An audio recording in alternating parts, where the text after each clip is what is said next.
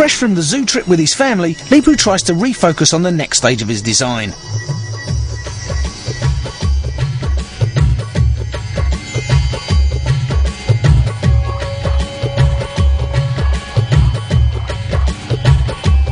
He can't force the creative process. He must truly feel the design before he can start putting his ideas down on metal.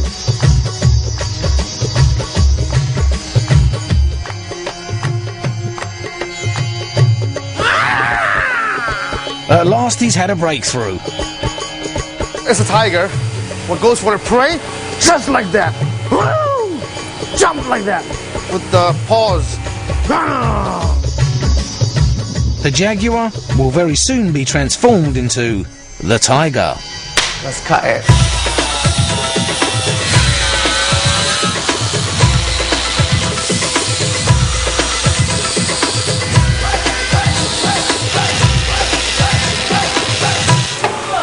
Within minutes, Leepu chops the signature line that will define the car.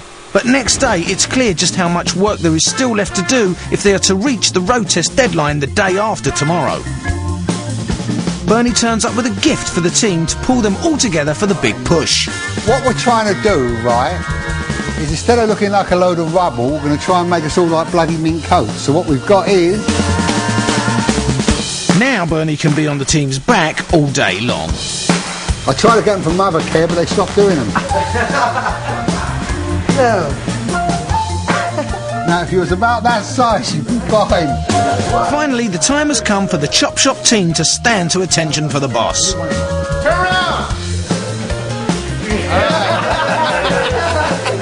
Like soldiers, you know, they're ready to go to the battle. Team! Let's chop the fucking car! Now he's decided on the key lines for the side of the car, Leepu wastes no time in building the muscular quarter panels that will form the crouching tiger's hind legs as it prepares to pounce.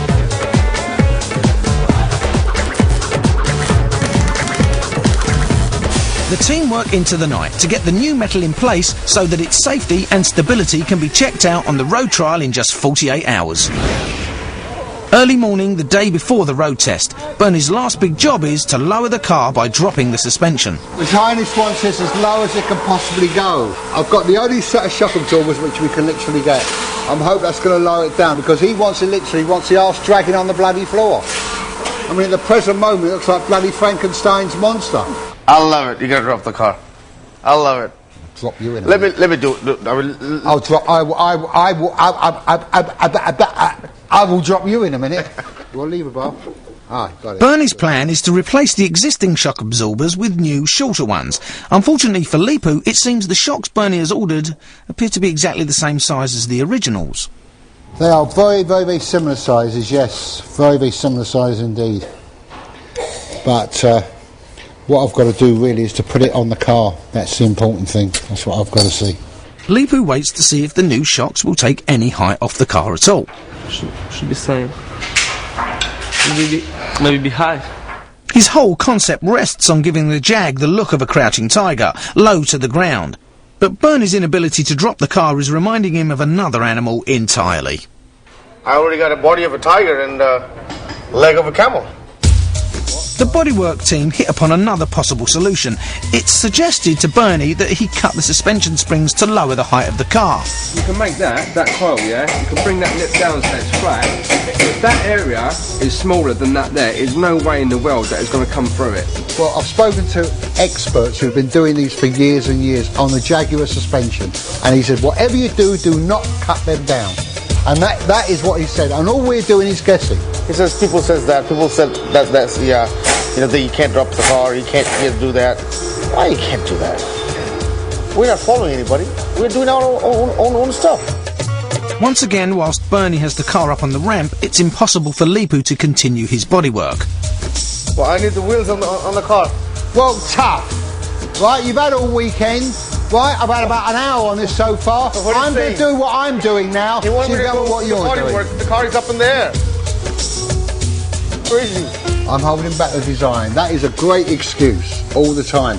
I've got to have the spacers on, I'm holding up the design. I've got to have the wheels on, I'm holding up the design. I've got to have it lowered, I'm holding up the design. Great excuse. Put it always onto someone else, you know. Lovely. I love a bit of bullshit. The inspired designer tries a new tactic to change the stubborn mechanic's mind. You will cut the springs. No, not me, it's me. Oh. Go away! As Bernie strengthens his resolve, the issue of whether he should chop the springs divides the workshop. I've got loads of things to say, but as soon as I open my mouth, I get told to shut up by that geezer over there with a bald head. Get on with your fucking bodywork! I'm not saying nothing. In one corner, Bernie and his by-the-book mechanics, and in the other, Leepu's style-conscious welders. We're here to modify things. We're modifying the bodies. But what you've done is fuck all. I'm here because I run this fucking workshop. So you get the fucking bodywork done. And what have you done? Nothing. All fucking air pies and windy pudding. Get on with it. Talk the fucking talk, that's all it is. After 2 hours, Bernie still refuses to chop the suspension springs. So, Leepu must resign himself to the fact his car will go on the road test at its original height, and the rift between the chop shop's two camps continues to simmer. I'm confused, you know. I'm very much confused. What I'm making, a camel or a tiger? I'm confused.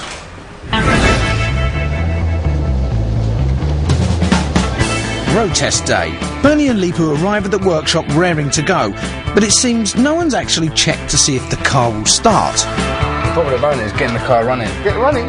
Whilst Bernie was away, Leepu chopped through the car's wiring loom. Bernie is convinced that this is the problem. Remus, a car electronics expert, has been called in to find out. After 40 minutes, he thinks he's cracked it. It turns out the problem was dirt in one of the electrical components, and despite what Bernie thought, Leepu's not to blame. He was saying, my fault, I chopped the fucking wire. Goes to the ECU. Excuse me, those wires were chopped anyway. Why? No, that wasn't the problem, Bernie. It wasn't my fault.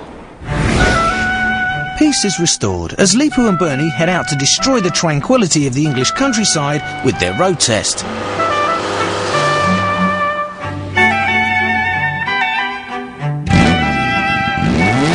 You had any breakfast? Yeah. I had double cheeseburger.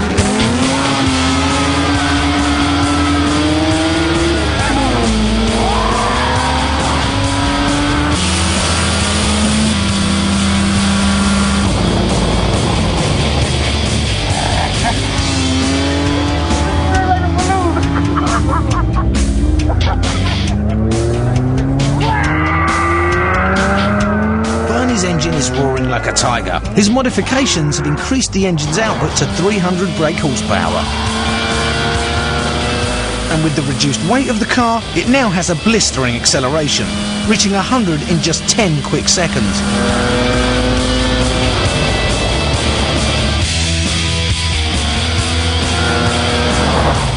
The key reason for the road test is to ensure the new structure built to support Leepu's drastic roof chop can withstand the extra power.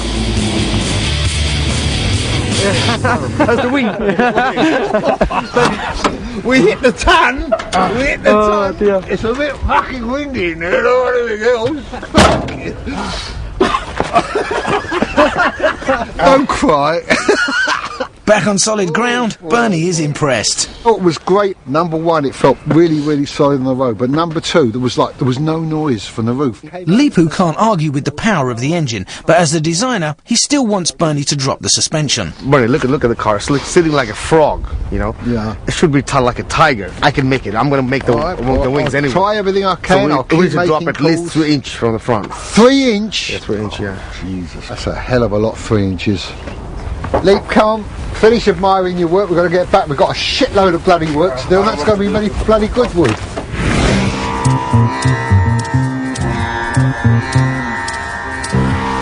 There is just 4 days to Goodwood, and Leepu hasn't even started designing the front of the car. A key feature will be the